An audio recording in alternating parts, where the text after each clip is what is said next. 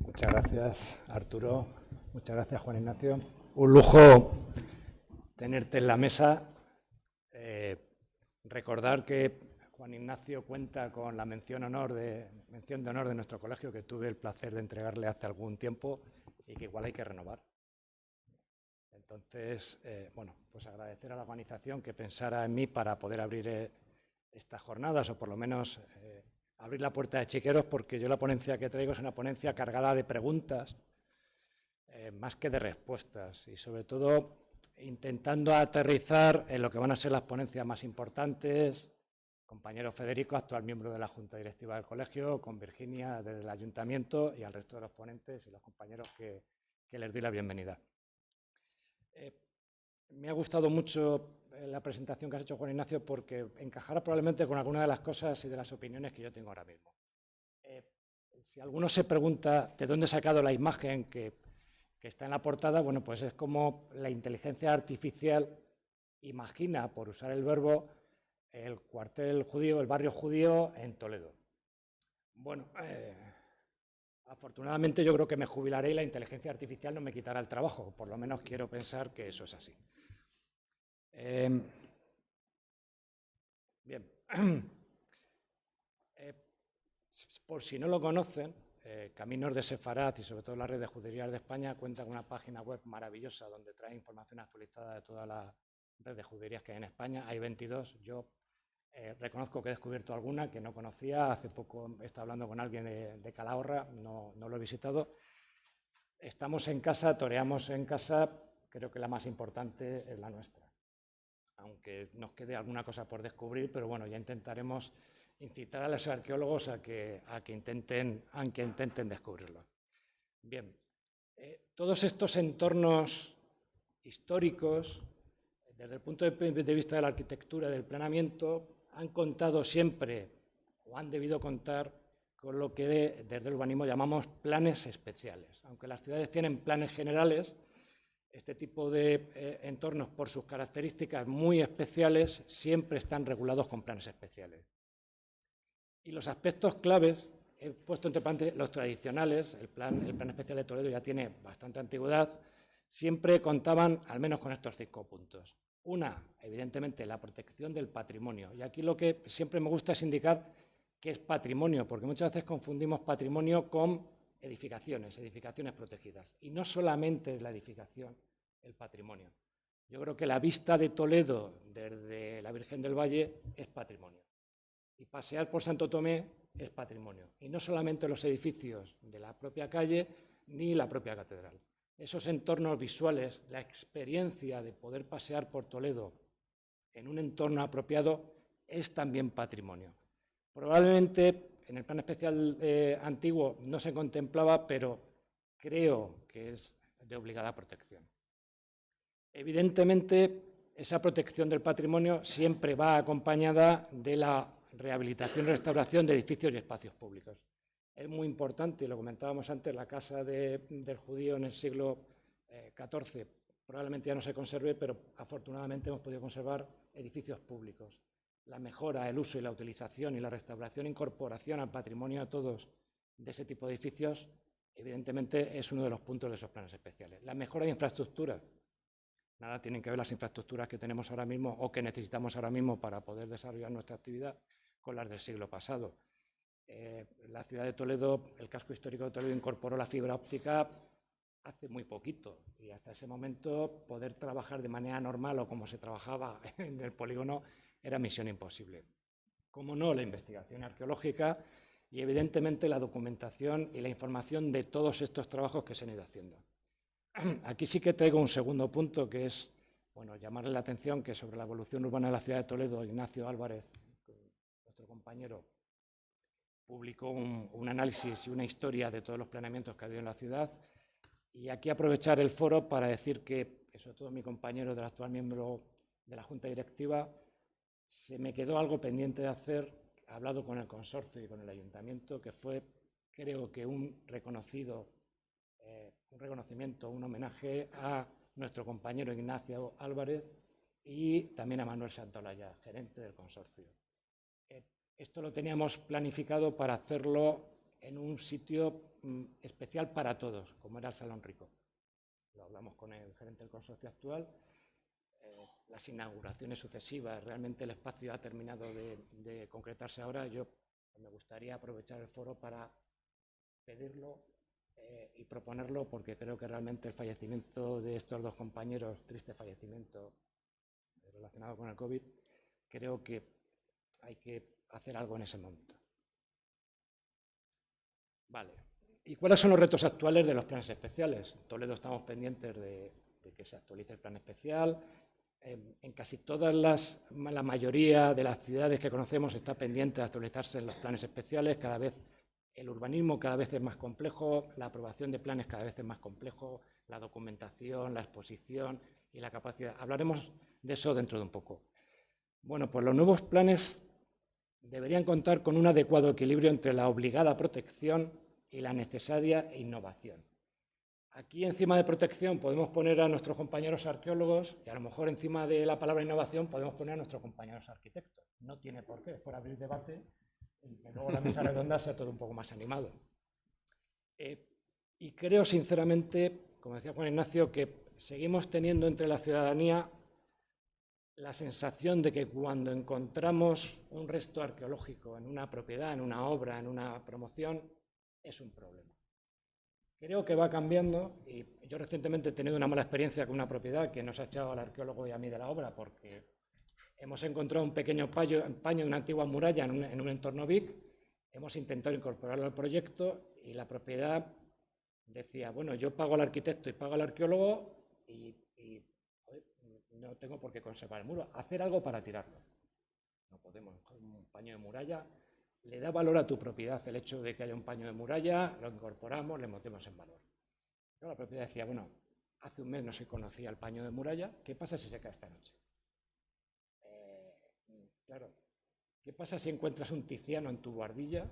¿Qué me dices? ¿Que no lo pones en tu casa porque no va con la decoración de la casa? ¿Lo quemas, lo rompes? Afortunadamente tenemos muchos propietarios que dan las gracias y parece que les ha tocado la lotería si encuentran un arco de herradura. Pero creo que algo estamos haciendo mal desde la arqueología, desde la arquitectura y desde las instituciones públicas cuando las propiedades prefieren intervenir fuera de un casco protegido a intervenir dentro y en poderse encontrar esa lotería. También en estos momentos es fundamental la participación ciudadana. Parece que ahora hemos inventado el hecho de que los ciudadanos participen del planeamiento y como veremos dentro de poco, Oriol Bohigas ya en el año 70 tiene publicaciones hablando de la participación, él llamaba social, como necesaria para que dentro de los cascos históricos la ciudadanía entienda como propio el planeamiento, las restricciones y la ordenación. Un punto fundamental es turismo y sostenibilidad. Tocaré un poco ese punto dentro de poco. Bien, hablaremos dentro de poco de este tema. Y el cuarto, y para mí fundamental, es que creo que en algunos planeamientos hemos olvidado el objetivo del planeamiento. Yo creo que el planeamiento no es generar ciudad, el planeamiento no es ordenar el tráfico, el planeamiento no es solo regular el número de plazas de aparcamiento que tiene que haber por vivienda, sino que el objetivo es el bienestar del ciudadano. Y no es el bienestar no solo entendido como el hecho de que el ciudadano tenga un parque enfrente y pueda acceder a un hospital a los 10 minutos. Dejarme que haga un pequeño salto para hablar de bienestar. Yoko Gawa es una novelista japonesa que tiene una novela distópica un poco provocadora que habla de la policía de la memoria. Una pequeña comunidad que vive en una isla que cuenta con una policía de la memoria que se encarga de determinar qué recuerdos son necesarios y cuáles no para mejorar la felicidad de sus ciudadanos. Determina que el olor de las flores no parece un recuerdo y algo que sea necesario, elimina el olor de las flores, luego elimina las flores. Entonces, dice Yoko que aquello que se olvida una vez se olvida para siempre y que los recuerdos una vez borrados no regresan. Ese paño de muralla que acabamos de descubrir, si lo tiramos, no regresa. Por mucho que mi compañero arqueólogo lo documente, lo fotografíe, lo incorpore a un plano de restos arqueológicos, no regresa. ¿Quién tiene que determinar que esos recuerdos deben permanecer o no? Yoko imagina una sociedad regulada por esa policía de la memoria. Yo quiero pensar que esa policía de la memoria buena, el polibueno, somos los arquitectos y los arqueólogos que tenemos que convencer a esa propiedad de que ese recuerdo es necesario conservarlo, que es bueno para él. Sobre todo, además, Yoko, y sobre todo el siguiente retazo que os traigo, que es Byung, este hombre, si no le conocéis, seguro que muchos de vosotros le conocen, es un soldador coreano que decide que su vida soldando no tiene futuro, se va a Alemania, aprende alemán, se matricula en filosofía y saca un doctorado en filosofía en alemán, hablando de Heidegger. Tiene unos libritos muy pequeños, muy densos, y bueno, os traigo un retazo que dice que corremos detrás de la información sin alcanzar un saber, tomamos nota de todo sin obtener conocimiento y viajamos a todas partes sin adquirir una experiencia. Yo cuando veo la ciudad de Toledo llena de turistas fotografiando y tomando el vídeo de todo sin adquirir un conocimiento, me pregunto si realmente estamos en un camino correcto en esta ciudad como en La Coruña, como en Santiago, en todos los sitios. Y tiene unas conclusiones que es que la digitalización desmaterializa el entorno urbano, haciendo que las ciudades se vuelvan más abstractas y menos conectadas con la experiencia sensorial y la memoria histórica. 2 consejos. Bien, creo que tengo aquí permitirme que lo lea de Jan Pasini, la delimitación de el barrio judío, y cuando hablo de innovación, y estando en el sitio en el que estaba, no podía dejar de recordar a don Manuel de las Casas. Probablemente Manuel de las Casas, estamos hablando de un proyecto hecho en el año 92, gestado un poquitín antes, pero incluso ampliado, hace una intervención justo en ese límite norte, en un solar que son 2.500 metros cuadrados de solar y con un edificio que tiene 7.000 metros cuadrados construidos. Yo creo que probablemente haya sido una de las intervenciones urbanas, una de las edificaciones dentro del casco urbano más importantes que se ha generado en Toledo. En su momento generó una controversia muy importante, se hablaba del bono buque, asociaciones de vecinos, historiadores, arqueólogos. Bueno, pasada la inflamación, con tiempo suficiente, creo que la intervención de don Manuel de las Casas en ese punto fue maravillosa. José Ramón de la Cal habla de ella como... Dejadme que lo lea aquí porque ahí en el monitor. Como la entrada de la arquitectura contemporánea moderna con delicadeza dentro de las ciudades históricas. Es decir, estamos en el siglo XXI y no tenemos obligación de hacer ciudad como se hacía en el siglo XVI ni como se hacía en el siglo XVII. Desde el profundo respeto que debemos tener al legado histórico, a ese patrimonio que hemos heredado y que debemos dejar en herencia a nuestros hijos y a nuestros nietos, creo que si no intervenimos en la ciudad se muere. La postura extrema desde la arqueología, que podría ser embalsamar la ciudad para que la ciudad permanezca 5 siglos más, bueno, desde el punto de vista intelectual es defendible. La otra postura, que es que hagamos una ciudad completa, podría también ser defendible. La ciudad cada vez tiene menos ciudadanos, cada vez menos gente quiere vivir en la ciudad, cada vez es más ingrato incluso trabajar en la ciudad. Nosotros en el Colegio de Arquitectos, como ya teletrabajamos muchas veces y hacemos todo desde nuestros estudios, pero acceder a Toledo a partir de mayo, junio, intentar aparcar en la ciudad, cada vez es más imposible. Bueno, aprovecho, meto aquí la cuña publicitaria. El Colegio de Arquitectos de Toledo ha editado una monografía de Manuel de las Casas, la única que existe, está a vuestra disposición y, por ejemplo, contempla los propios croquis que Manuel de las Casas hizo para regular la intervención, la dimensión de su intervención en ese entorno tan difícil, con un muro exterior, con unas vistas desde el entorno bastante complicadas, ese pequeño prisma que tiene, que es la biblioteca de la Consejería, y cómo esa sucesión de volúmenes, incluso los materiales, hace que la integración, teniendo en cuenta el volumen del edificio, en mi opinión, haya sido un éxito. Bueno, y cuando hablamos de participación ciudadana, sobre todo referido al barrio judío y a ese distrito censal, claro, estamos hablando que el barrio tiene 1.000 personas censadas. Hace poco con los compañeros de AIR, ellos están rehabilitando un solo edificio en Albacete que tiene más viviendas que el barrio judío y más personas, un solo edificio.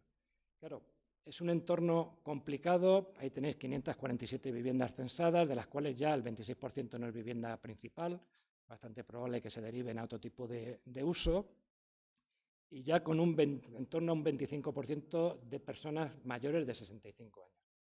En España la media de mayores de 65 años está en torno al 18%, quiere decir, no una población envejecida, pero bueno, algo más envejecida. Y cuando hablamos de participación ciudadana, me gusta traer un poco este ejemplo. Últimamente pensamos que la participación ciudadana, sobre todo en el planeamiento urbanístico, en el planeamiento estratégico, los planes especiales, consiste en llamar a los ciudadanos, hacer una mesa redonda, decirles lo que se va a hacer, tomar nota de su opinión, documentarlo en el expediente y olvidarnos del tema. Yo creo que si realmente queremos que los ciudadanos participen de la planificación, de la ordenación y de la protección de sus ciudades, no se puede adoptar ese sistema. Y os traigo el ejemplo de la Comunidad de Valencia. Valencia ha sacado un verdadero manual de cómo los ciudadanos deben intervenir en el urbanismo, cómo se les debe concitar y, sobre todo, qué se les debe preguntar. Parece razonable que si yo en Toledo junto a los ciudadanos para hablar de dónde vamos a poner el parque, todo el mundo quiera el parque a su lado. Y a la hora de establecer dónde vamos a poner el cementerio, la estación depuradora, todo el mundo la quiera en el barrio de su vecino. Esas no son las preguntas. Quiero decir, hay que diseñar una verdadera estrategia de cómo hacer que el ciudadano participe de su ciudad, de su barrio, de la protección y de la planificación. Y de esa forma no nos encontraremos ciudadanos que, cuando encuentran un arco de la herradura, se echan las manos a la cabeza. Los ciudadanos deben saber qué pueden encontrar, qué pueden hacer, con qué ayudas cuentan y que, evidentemente, tienen profesionales a su lado para poder participar. Turismo y sostenibilidad. Esas imágenes de Toledo completamente abarrotado creo que ya no son propias desde hace bastante tiempo.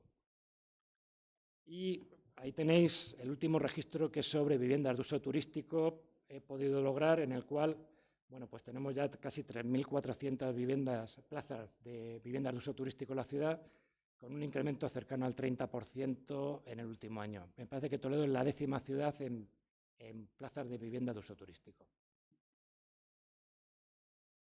Hace poco, el tiempo pasa rápido, en el 2019, Peridis, compañero también arquitecto, organizó unas jornadas de patrimonio cultural, soluciones y expectativas en la ciudad de Santander, en la que hablábamos un poco de que el problema que estamos viviendo con el turismo en las ciudades históricas es que muchas veces hemos creado el turismo como fuente de ingreso y el objetivo de la planificación y de las estrategias dentro de los cascos históricos es la posibilidad de que se pueda atraer turismo. Creo que es un verdadero error considerar este tipo de cosas, planificar las ciudades solamente con ese objetivo, o considerar solamente el ingreso económico posible en este tipo de situaciones. En esas jornadas intervinieron gestores de patrimonio, por ejemplo, de la Alhambra, en que nos hablaba de cómo están limitando, cómo tiene limitado el acceso a la Alhambra mediante la obligación de poder sacar entradas previas. Pero también nos comentaba que el hecho de la tasa turística, que se está poniendo ahora mismo de moda, incluso en la ciudad de Toledo se prevé, supone una restricción del acceso a la cultura a las personas con menos capacidades. Evidentemente, si visitar la Alhambra vale 10 euros y yo voy con mis 2 hijos, probablemente gastarme 40 euros en visitar la Alhambra sea un dinero bien invertido, pero no está al alcance de mucha gente. Creo que la limitación del acceso turístico, sobre todo a las ciudades patrimoniales, tiene que buscar vías alternativas e imaginativas para evitar que al final segmentemos por capacidad económica el acceso a la cultura. Las zonas de bajas emisiones, donde en estos momentos, y en Madrid acaba de anular el Tribunal Superior el último reglamento por esto, suponen un verdadero límite estratificado por capacidad económica. Yo no puedo comprarme un coche eléctrico. Y probablemente mucha gente en este momento no pueda comprar un coche eco. Yo no tengo capacidad de poder acceder al centro de Madrid por eso. No tengo vías de acceso razonables. No tengo por qué ir con mi coche al centro de Madrid o al centro de Toledo. Pero ninguno, ni tengas eléctrico ni no lo tengas. El problema es que los coches invadan las ciudades. No que sean eléctricos o no sean eléctricos. Comentaba Peridis, ¿quién quiere vivir en Venecia hoy?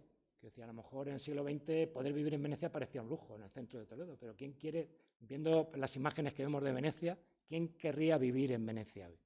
Probablemente desde la vía del urbanismo y los planes especiales tengamos que volver a fijar el objetivo en el bienestar del ciudadano, del residente, poniendo límites a ciertas actividades económicas que pueden desarrollarse fuera del casco, como por ejemplo las soluciones hoteleras.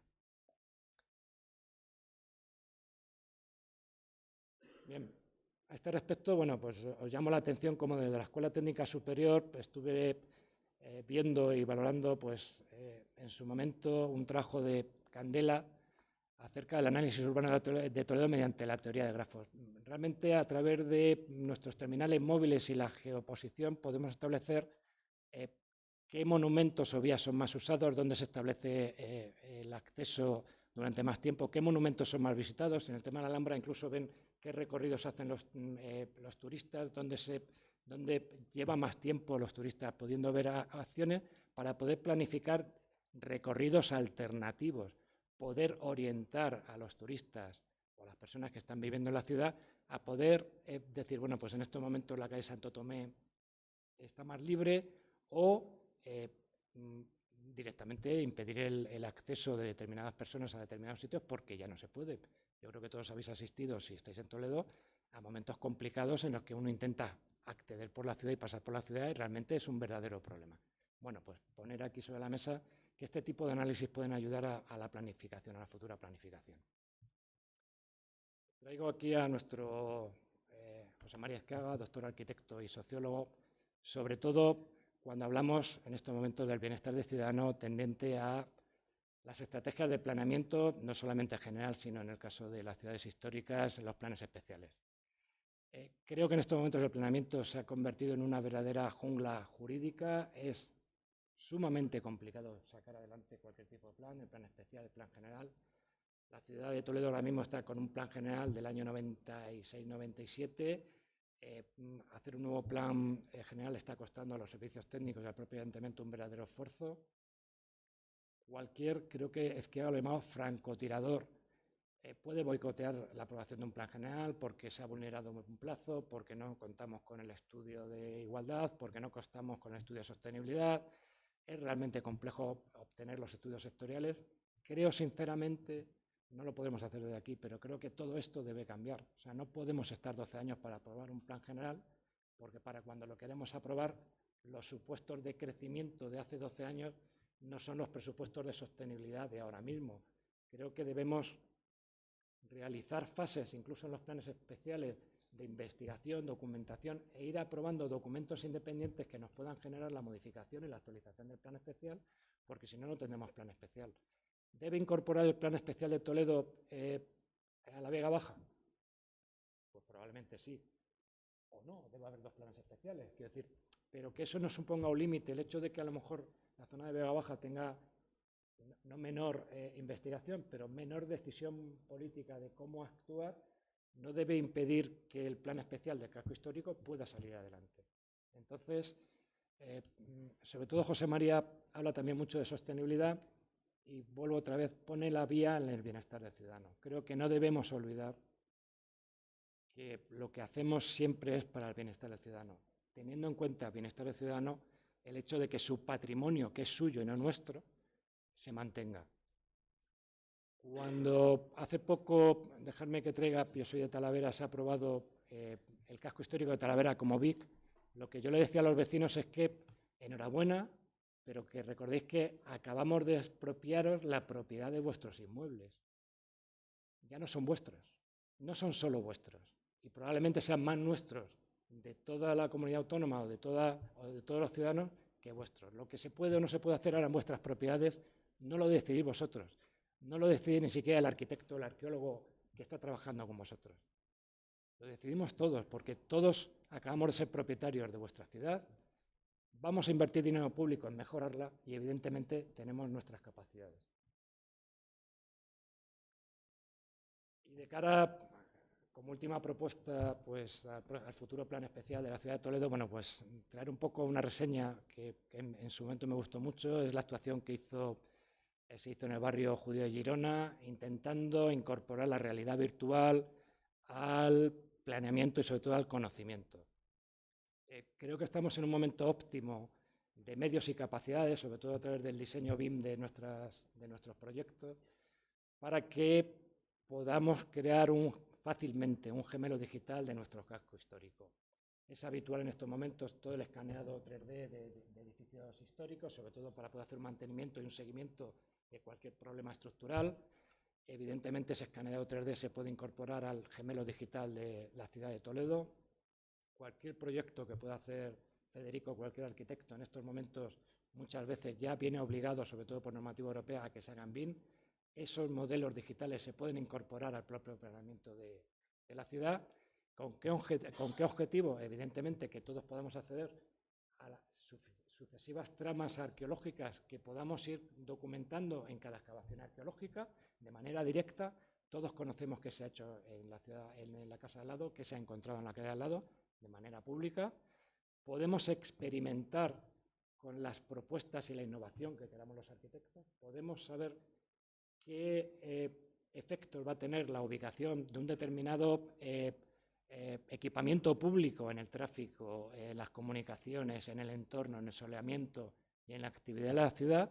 Y sobre todo, bueno, pues podemos fomentar visitas virtuales desde el espacio exterior, de Internet. Por último, bueno, pues agradeceros a todos este detalle. Estas son otras dos imágenes del cuartel judío, del barrio judío que establece la inteligencia artificial y, bueno, pues muchas gracias por vuestra atención.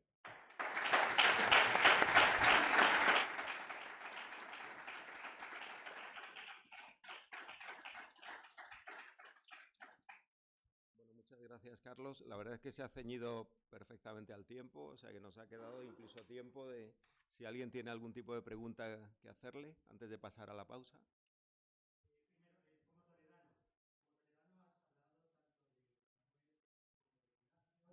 Creo que han sido reconocidos en vida su trabajo muy bien reconocido su trabajo en vida. Creo que ahora, segundo, en la hora de soy un admirador de Manuel de las Casas, pero hay que ser un poco coherente con lo que acaba de decir. El barrio donde se construyó, había un barrio ahí que se arrasó completamente, faltó un edificio que tiene problemas, por ejemplo, la quilla que han hecho del barrio de Conjuque, problemas de ventilación. Sí hay que conservar, allá había una serie de casas, un amigo mío se quería comprar una casa con patio en esta manzana, eso desapareció de nunca más de Bien, perfecto. Pues sí, por eso hay que abrir debate. En primer lugar, yo creo que nunca hay muchos reconocimientos para la gente que se lo merece. Estén en vida o estén muertos. Creo que nunca hay mucho merecimiento.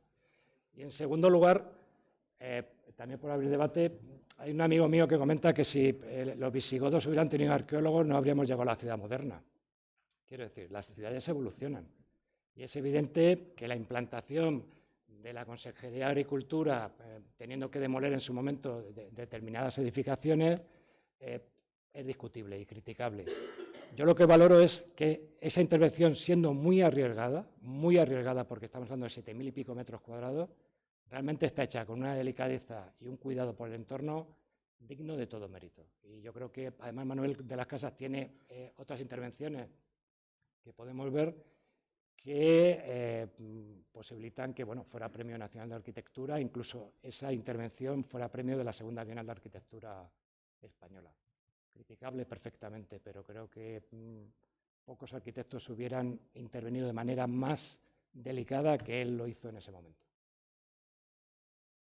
Claro, quizá por eso esta mesa redonda, que y además lo has dicho tú, Carlos, el objetivo de los planes especiales de intervención en conjuntos históricos o en ciudades en general es protección e innovación.